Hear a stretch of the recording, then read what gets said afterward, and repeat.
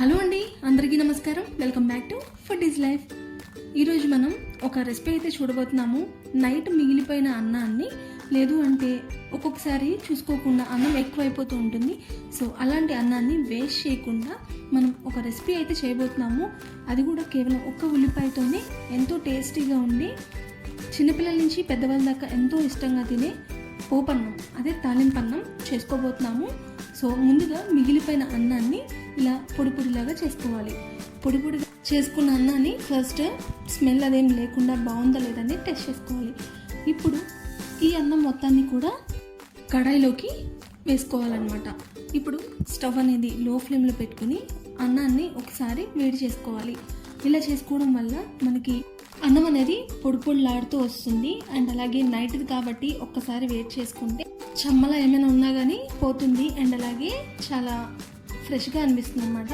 So ఇలాగ కడాయిలోకి అయితే వేసుకుని ఒకసారి లో ఫ్లేమ్లో మాత్రమే ఒకసారి వేయించుకోవాలి. ఇలా రాత్రి మిగిలిపోయిన అన్నాన్ని, లేదు అంటే ఎక్కువైపోయిన అన్నాన్ని ఇలా టేస్టీగా ప్రిపేర్ చేసి పెట్టండి, పిల్లలకి ఎంతో ఇష్టంగా తింటారు. ఇలా కేవలం ఒక్క ఉల్లిపాయతోనే మనం పోపన్నం చాలా ఈజీగా ప్రిపేర్ చేసుకోవచ్చు. అండ్ అలాగే ఇది చాలా టేస్టీగా కూడా ఉంటుంది. సో ఈ ప్రాసెస్ మొత్తాన్ని ఎక్కడ కూడా స్కిప్ చేయొద్దు, ఎండ్ వరకు అయితే చూడండి. మీకు నచ్చితే ఒకసారి ఈ ప్రాసెస్ని ట్రై చేయండి. ఎలా వచ్చింది అనేది కమెంట్ సెక్షన్లో మాత్రం కమెంట్ చేయడం మర్చిపోవద్దు.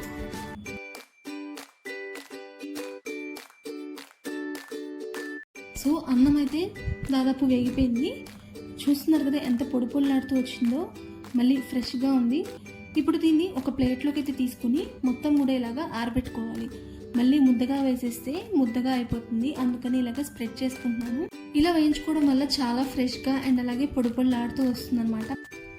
ఇప్పుడు మళ్ళీ స్టవ్ మీద కడాయిని పెట్టుకుని ఇందులోకి ఆయిల్ని అయితే ఒక 2 టేబుల్ స్పూన్స్ వరకు తీసుకుంటున్నాను. ఇందులోకి ఒక పల్లీలు గుప్పెడి వరకు తీసుకుని కలర్ చేంజ్ అయ్యేంత వరకు డీప్ ఫ్రై అయితే చేసుకోవాలి. స్టవ్ లో ఫ్లేమ్లో పెట్టుకుని చేసుకోండి, లేదు అంటే లోపల వేగకుండా పైన అయితే మాడిపోతూ ఉంటుంది.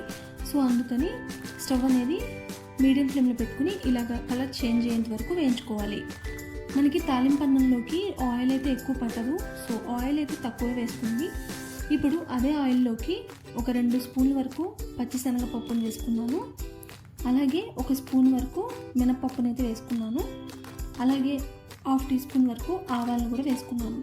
ఈ పోపన్నంలోకి మనకి ఈ పోపు అనేది చాలా టేస్ట్ని ఇస్తుంది. సో ఉంటే కొంచెం ఎక్కువ వేసుకోండి.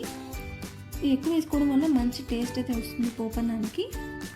సో స్టవ్ అయితే మీడియం ఫ్లేమ్లోనే పెట్టుకుని ఇవన్నీ కూడా దూరగా వేయించుకోవాలి. మంచి అరోమా వచ్చిన తర్వాత ఇందులోకి ఒక ఎండుమిరపకాయని అయితే ఇలా ముక్కలుగా కట్ చేసుకుని అయితే వేసుకుంటున్నాను. ఇలా వేసుకుని ఒకసారి ఇది కూడా బాగా వేయించుకోవాలి. ఇలాగా వేగిపోయిన తర్వాత ఇందులోకి పొడుగు చీలికలుగా కట్ చేసుకున్న పచ్చిమిరపకాయలను అయితే తీసుకున్నాను.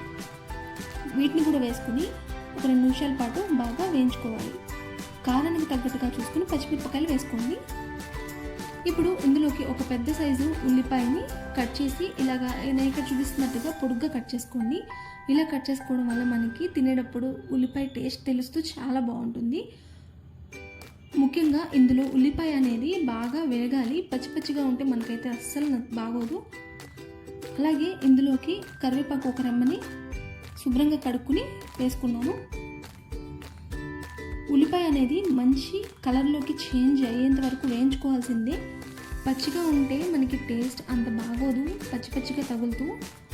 ఈ పోపన్నంలో కల్లా మనకి ఉల్లిపాయ అనేది చాలా బాగా వేగాలి, వేగితేనే ఒక మంచి టేస్ట్ అయితే వస్తుంది పోపన్నానికి. సో ఇవన్నీ వేగిపోయిన తర్వాత చూసుకుని టేస్ట్కి తగ్గట్టుగా సాల్ట్ని కూడా వేసుకోవాలి.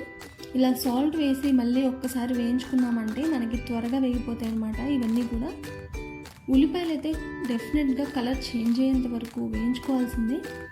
సో అది కలర్ చేంజ్ అయ్యేంత వరకు ఇవన్నీ కూడా బాగా మీడియం ఫ్లేమ్లో పెట్టుకుని వేయించుకోండి. అంతా వేగిపోయే టైంకి ఉల్లిపాయ అనేది ఎలా ఉండాలి అనేది ఇప్పుడు నేను చూపిస్తున్నాను. చూస్తున్నారు కదా, ఇలా కలర్ చేంజ్ అయ్యి బాగా వేగేంత వరకు ఖచ్చితంగా వేయించుకోవాల్సిందే. సో ఇది వేయించుకున్న తర్వాత ఇందులోకి మనం ఇందాక డీప్ ఫ్రై చేసుకుని పెట్టుకున్న వేరుశనగ గుడ్డు అండ్ అలాగే ఒక 1/2 టీ స్పూన్ వరకు పసుపునైతే వేసుకోవాలి. పసుపు ఎంత వేసుకుంటే అంత టేస్ట్ బాగుంటుంది దీనిలోకి.